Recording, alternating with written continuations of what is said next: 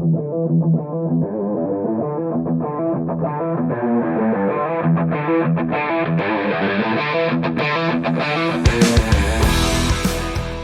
to the Automotive Diagnostic Podcast. We're going to explore ways to sharpen our diagnostic skills, find learning resources, and hear from experts in the automotive field. This episode is brought to you by L1 Automotive Training and Keith Perkins. If you're looking for education on module programming, J2534, EEPROM work, key and immobilizer, electrical diagnostics, or drivability diagnostics, Keith has a website, l1training.com, that's got over 60 hours of training videos on all those subjects and more. When I first started out doing mobile, I utilized Keith's videos on module programming in J2534 in order to get my head wrapped around what I would need for the tooling, the computers, the software setups, what kind of obstacles I would be up against when I'm out there programming modules on cars. And it was a huge benefit to me. And I continue to use the training videos that he has on his website. So I strongly recommend checking out l1training.com. The link is in the show notes. Hey, what's going on, automotive world? Welcome to another episode of the Automotive Diagnostic Podcast. My name is Sean Tipping. I will be your host once again for this week's episode. Thank you so much for joining me. This week on the show, you got just me again. We're actually going to have an interview up probably the next couple of weeks here, but I've got some more technical-based stuff for you here, and it actually feeds off of last week, what we talked about. So if you didn't listen to last week's episode, probably a good idea to go back and go through that, because I set up a lot of things about immobilizer, which we will touch on in this episode. So again, just sort of feeding off of kind of where we left off, but moving on to another type of diagnosis that could be related. So let me start with this. We ended off with immobilizer, and really the thing is to be able to identify whether the vehicle that is not starting is actually immobilized or not, right? Is the immobilizer system for that vehicle active? And is that what's preventing you from starting that vehicle in one way or another? Or is it something else that appears to be that way? And I talked about like a Kia Sedona that we had that didn't crank, and the immobilizer light function, how it was normal, kind of led you to believe that it may be immobilized when it was actually just the starter that was failed on that one. Now, as we mentioned, there are various ways that the immobilizer will prevent the engine from starting, and it depends on the vehicle line. And it's not consistent even across one specific brand. They may do things differently depending on the model and depending on the year. And so obviously, you need to know what the car is going to do when it's immobilized, and that's very helpful to eliminate the immobilizer as a possibility. And that's going to be up to you, because I don't have an all-inclusive list of what every single car does. I'm working on building that, but I don't have it together just yet. And you may be more familiar with one brand or the other, but they do various things, right? You may just not crank at all. You may crank but no start, or you could crank, start, and stall. Right now, if you know what the vehicle that you are working on actually does when it is immobilized, that's going to help you a lot, because let's say it is a no crank when it's immobilized. That's most Fords, right? They just don't crank when they're immobilized. And this thing is cranking, starting, and stalling. You can pretty confidently say in that situation that, hey, it's not immobilized, right? Now, we can use some of the other clues that we mentioned last week, looking at codes, looking at data PIDs. But to be totally honest, and this is something I don't know if I really made clear last week, there are some vehicles where they don't make it very obvious to you that the vehicle is immobilized. And one of those that comes to mind right away is Mercedes. And talking to some Mercedes people, it's kind of by design. They do it on purpose, but there's not a real clear indicator to you on the dash or via codes necessarily. Again, depends on the car, depends on the situation, but they might just not make it very obvious to you that the car is immobilized unless you know where to look. right? Getting into some data PIDs, and maybe you do have a code, right, for a steering column lock or something like that. But if you're just using the wrong key or your key has failed, it's not super obvious that it is immobilized right off the bat. And just an example of this, when I first run into this on a Mercedes, customer had two different Mercedes, right? They owned two different Mercedes, completely different vehicles, but they use the same style of key. They look like a fancy Dodge Caravan Fabric style. It's got the infrared on the end, but physically, all of those keys are the same besides the metal blade and, of course, the immobilizer data that's actually in the key. But you can put them into the ignition of any Mercedes that uses that same, style slot. Well, of course, the wrong key isn't going to start the correct car. Well, the shop got the car in, did whatever work they were going to, I don't know, brakes or something, completely unrelated. Then they got in the vehicle, it didn't start, and they're calling me in because they're like, hey, we just key this thing up and nothing happens. Like, we don't know what's going on here. Well, come to find out, and this took me, to be totally honest, an embarrassing amount of time to find out, there was two keys on that keychain, and we were both using the wrong one. I was just using the one that they were using, and they had brought the car in with key A, and then after the repair stuck key B into the ignition. Well, that was for a different Mercedes that the customer owned and just had both of the keys on the keychain. So anyways, it wasn't super obvious that it was immobilized. That's the point of that story, was there, unless you went into the EIS, which is the electronic ignition switch, or EZS, depends on the model year, and looked at the data PID to see that that was the wrong key. They just didn't make it super clear to you that that was the case. Okay, so that's my point of all of that, is that sometimes it's not super clear. Knowing what the vehicle is going to do or not do when it's immobilized will help you get to that point. Looking at some other things that we talked about last week will also help you. Now, I'm going to build off of that this week. And what we're going to talk about specifically is a crank start stall situation, because I was thinking about this. And we run into this as a diagnostic that we go into quite often. We see a crank start stall, and it is something where you can have a ton of different things that cause it. And it can often be a little bit more challenging to get to the source of a crank start stall. Honestly, if you were to say, hey, Sean, would you prefer a no crank, a crank no start, or a crank start stall? The crank start stall would be the last one that I would want to diagnose. I feel like I could get to the root of a no crank. That's probably the easiest, in my personal opinion. I'll say that, and I'll get one tomorrow that just kicks my ass. But I feel like a no crank is the easiest. A crank no start, meaning it just cranks and it doesn't pop off at all, that would be second. And then a crank start stall could definitely be the most challenging to diagnose. Not that we can't, it's just, it might take the most amount of work. Maybe. But that's why I'm talking about this, because I have some tips and I have some scenarios of what can cause this and what you might want to look at for a crank start stall.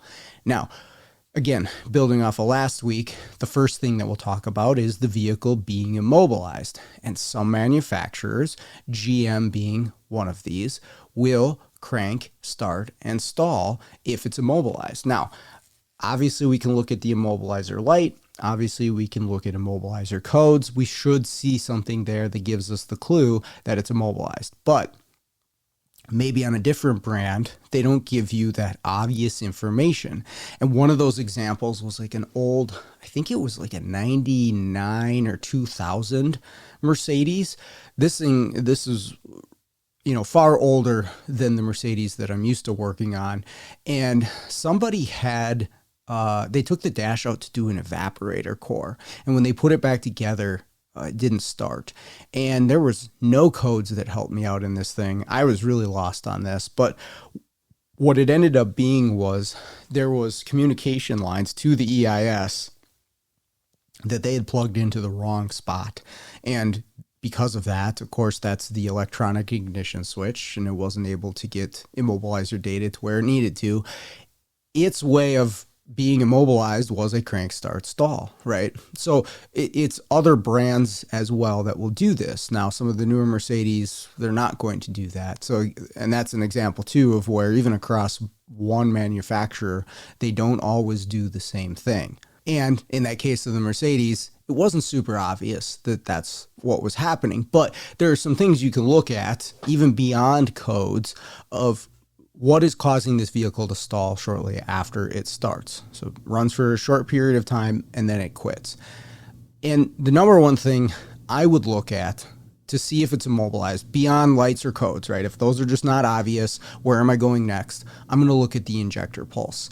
And that's a really good thing to look at in this situation anyways, is both the injector pulse and the spark for the vehicle. And I'd be very curious for a vehicle that is crank start stall of what am I losing, if anything, after it stalls, right? Because in order for it to start, I had to have spark, I had to have fuel, I had to have some sort of combustion, but it's not enough to keep it running, right? So what happened? What did I lose? What changed between where it started and where it stalled? And just to be clear, I'm talking about a second or two of running. It starts up and then it stalls back down, and giving it throttle doesn't help. There are situations where I'm thinking like old fuel pressure regulators on GMs that would leak. And if you just cranked it, it would kind of start and stall. If you hammered that accelerator, you could get through it and you could get it to run. And there's lots of, issues like that where you can work through it with a throttle. And in these cases where I'm talking about today, a throttle, applying the accelerator, giving more air to that engine doesn't do anything. It does not change the situation. And I mean, maybe that's part of my diagnostic process, to be honest, is, hey, I'm going to give it some gas and see, can I get through it? If I can get through that with some throttle, well, I know, number one, it's not immobilized, but it's going to change my line of thinking of what's going on with this thing, that when I give it more air into that engine, that I'm able to keep the engine running. What changed there? But back to the immobilizer quick before we leave that. If it's immobilized, it's going to be killing injector pulse. And I haven't seen an example of where that is not the case. Right? Now, if you have a no crank, obviously you're going down a different route. It's disabling the starter in that case. If you have a crank no start, it's always going to be disabling the injectors for any immobilizer system that I can think of. I'm sure there's an example out there, but it's got to be an oddball one where spark is the thing that is disabled for an immobilizer. But it's true for the crank start stall as well. Almost always, everything I've ever seen, it's going to kill the injector pulse after it's run for a period of time. So, again, in a situation where you're just like not sure because the vehicle brand you're working on doesn't have any obvious clues, or maybe you're just looking to confirm what you already know, you can look at injector pulse. And if that's dropping out at the point where the engine stalls after it's run for a brief period of time, okay, I'd strongly be double checking everything in that immobilizer system. Okay, well, what if that's not the case? What if you have 100% determined that our crankstart stall is not an immobilizer issue? And that's kind of the meat of this conversation here, because there are plenty of situations where that's the case. And we'll talk about a number of them here and some different things that can cause this. All right, first thing I got on here is fuel pressure. Obviously, if you don't have adequate fuel pressure for your engine, it won't run. But there are plenty of situations where I've seen a fuel pump can develop just a little bit of fuel pressure, or maybe after you've cycled or primed that pump several times, it's struggling. It can barely output any fuel pressure. You've built up enough pressure in the rail just to get that engine started, right? But once it's running, it quickly consumes the volume that pump is able to supply up to the rail, and then it stalls out. And then at that point, when you go to crank it again, it'll probably just be a crank no start, or might pop a couple times. Generally speaking, it's not going to be the same every single time you go to start it. If you prime it a few times, maybe you get another little start out of it.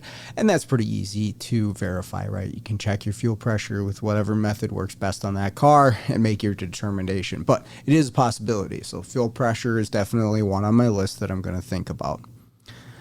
Timing is the next one, and I'm talking about valve timing. And I've seen this on multiple cars, and this seems to be true of V-style engines for the most part, but I'm not excluding four-cylinder engines. Totally possible where you could have a four-cylinder engine out of time and cause a scenario like this. But where this has come up to me most frequently, where it is a crank start stall due to timing, is you have one bank that is severely out of time and you have the other bank that is still in time. Okay, so this would be a V6 engine. I've got a Toyota Sienna in recent memory where this happened, where one of the camshafts on the backside of the motor was completely out, right? So that backside, none of those cylinders had the adequate breathing or compression to run the engine. The front three did. This created a crank, start, and stall scenario. And that was a matter of either, listening to the engine crank. That was a big clue. Performing a relative compression test at that point. Obviously, you could scope cam and crank if you got to that point. But when I first got to it, I really wasn't sure what direction I was going. And we'll talk about some of the other things here too that could cause a crank start stall. Timing, when I got to that one, wasn't at the top of my list. It is what I ended up finding. And I think what tipped me off on that one was the way that the engine was audibly cranking. And you really should be paying attention to that for any drivability diagnostic or no start diagnostic on a internal combustion engine, is listen to how it cranks. And it's a very simple, obvious thing, but for many, many years as a technician, I didn't think about that when I was going to start vehicles, unless it was really bad. But sometimes I can pick stuff up just on the audible cadence of the engine that I'm like, okay, I need to look at timing. I need to look at a relative compression on this thing because something is off, right? And all of us have cranked so many engines over that you should have a good sense of what's normal, and a not normal one should stick out pretty obviously. Now, of course, there's instances where some of these compression issues aren't real obvious audibly, but again, you should be able to get to a sense where you can pick up a lot of this without any other tooling besides your ears. And if you haven't, just make a point to listen, right? And you have plenty of good engines that you can try this out on. If you got a clear flood option on a vehicle, just crank it and listen. And you can pick out dead holes and all kinds of problems with that without even hooking up any testing equipment. But anyways, that's what tipped me off on this one. Ended up looking at relative compression. Okay, the whole rear bank is basically no compression at all. Timing chain's off. All right, so, and engine's got to come apart at that point. But that was causing a crank, no stall. So timing can do this. The next one I got on here is breathing. And you could make the argument, okay, well, hey, timing is breathing, but I'm going to kind of frame this in a different way. When I say breathing of the engine, it has enough air to start, but then it gets choked out as soon as the engine is actually running. And this will create the crank, start, and stall. Now, I've experienced this in several different ways over the years, so I want to cover each one differently, but they all exhibited the same symptom of this crank, start, stall. And I think a couple of these, the customer thought it was immobilized because they were familiar with crank, start, stall being tied to immobilizer. But the very first one, and if you go way, way, way back to one of my first 10 episodes, I talk about an Infinity flood car. And this was a crank, start, stall. And this was after I had done some work just to get it to that point. But what it ended up being was this had two electric throttles on this thing, and it had been sitting forever. And these throttles were wedged shut almost.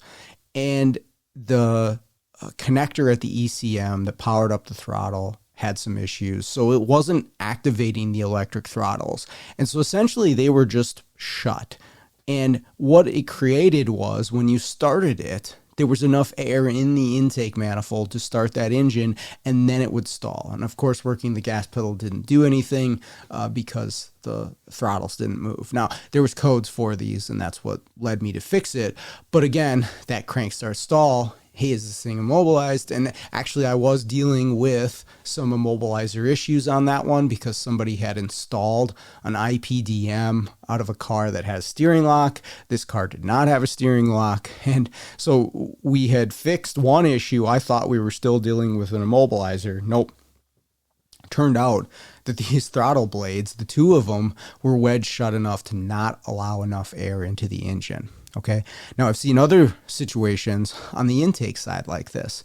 A Chevy Cruze that somebody put, I think they put an engine into it, if I remember correctly. I think it was the whole engine. Maybe it was just the turbo. Doesn't really matter. Anyways, this was a crank start stall. And this one, when they installed this engine or turbo, sorry, I don't remember which one it was, but when they installed it, it had one of those big red plugs on the intake of the turbo, right? When they come from the boneyard, they put these plugs in all the openings so stuff doesn't get into the engine. Well, they neglected to take this red plug out of the inlet of the turbo. And so when you went to start it, it just essentially choked out, and it would actually collapse the charge tube because the engine was pulling on this thing so hard.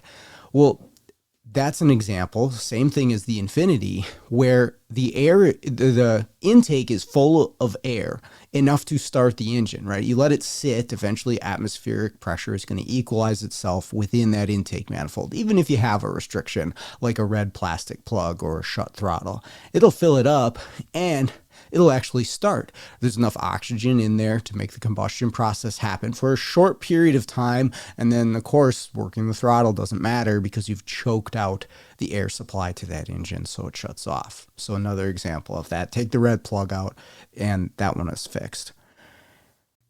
This show is brought to you by Automotive Seminars.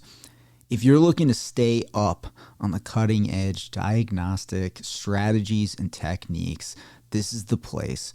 You've got live 4-hour seminars that are put online that you can join in, ask questions, interact with the instructors with some of the best of the best. They've got Keith Perkins and John Thornton putting on classes like network diagnostics, mechanical engine testing, advanced electrical testing, and GDI diagnostics, and a ton more.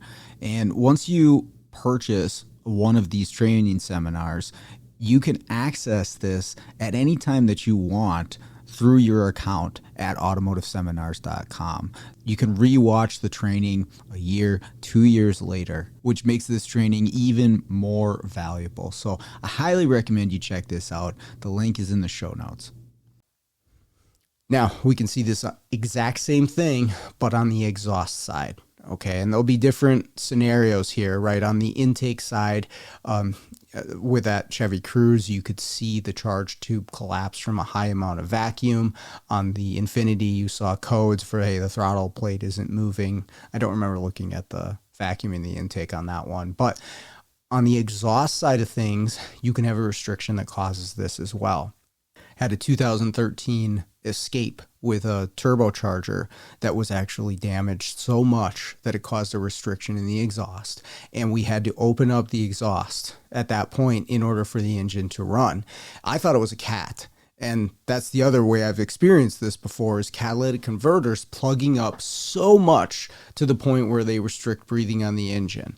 I had a Toyota Camry like that, where the cat was so plugged you get a crank start stall from it. Now, some vehicles, depending on the amount that the cat is plugged or the construction of the exhaust, you could still run an engine at idle, but then under load it's going to choke out. Again, you can have it where it will only just start and then it will stall due to the amount of restriction that cat is happening. But back to the Escape, a turbo can cause this too, and I'd never seen that before this turbocharger did this on this Escape, but we proved it through pulling exhaust parts out and then pulling the turbocharger out, and it was so damaged that it was completely restricting the exhaust path for this thing, so to a point where it would crank start stall. So anyways, that's the summary of breathing. You can have it on both sides of the engine. Just enough air to get that thing going, and then it stalls out. For the exhaust, you can look at a WPS, you can look at back pressure. A lot of times with these, what I have found is the spark plugs get fouled out, full of fuel. on when it's on the exhaust side of things. But again, looking at exhaust back pressure is a big clue there, and a WPS is my favorite way to do that. As long as you can access the spark plug, you can tell what the pressure is in the exhaust, and it'll build up pretty quickly if it's enough to stall out the engine. The final one here that can cause these types of issues is sensor inputs, and I've experienced various ones over the years. I had a Jeep Patriot, I think it's a 15 Jeep Patriot with a 2.4 recently, that there was an aftermarket crankshaft sensor in there that was causing a crank start stall. And what was weird about that one is the scope capture that I had, I didn't really have any super obvious answers about it. That one was literally just questioning the customer enough to figure out, well, what had changed here, and they'd put in an aftermarket crank sensor, and putting in an OE1 took care of it on this one. The other thing that caught my attention on this one was when you would start this thing up and you would watch the data PID on the scan tool, you'd actually see the engine RPM drop out before the engine stalled out. And that, with questioning the customer, is what got me to the crank sensor on that one. Again, honestly, on the scope pattern, maybe somebody smarter than me that's better with frequency math channel and stuff like that could have picked it out. But we proved it out with a factory crank sensor. That one fixed that one. I've had mass airflow sensors cause this issue too. Now, you can have just a pure no start with a mass airflow, but a lot of the times when I see these fail, and I should mention this, mass airflow sensors can fail in a variety of different ways. I do like them when they just don't work at all, right? So you can unplug the sensor and, oh, okay, it starts. That's a really big clue that a mass airflow sensor has failed, but you can have them skewed slightly and they'll throw off trims, and that's much more difficult. I've talked about that in the past because there's not a real good tool that can measure airflow into an engine, so we can't tell how accurate is that math based on what it's reading and what's actually going in the engine. It's tough. But in a case where they're causing a no start or a crank start stall, it's a little bit easier.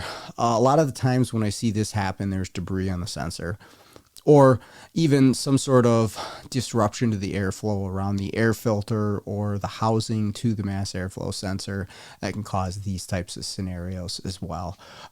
Even big, air intake leaks somewhere near the sensor or past the sensor, you can have scenarios like this as well. Definitely depends on the setup and the fuel delivery management system in that particular vehicle and how it's going to react to that mass airflow sensor load, but it is a possibility to cause this type of thing. I mentioned crank sensors with the Jeep. I've also had cam sensor issues cause this as well.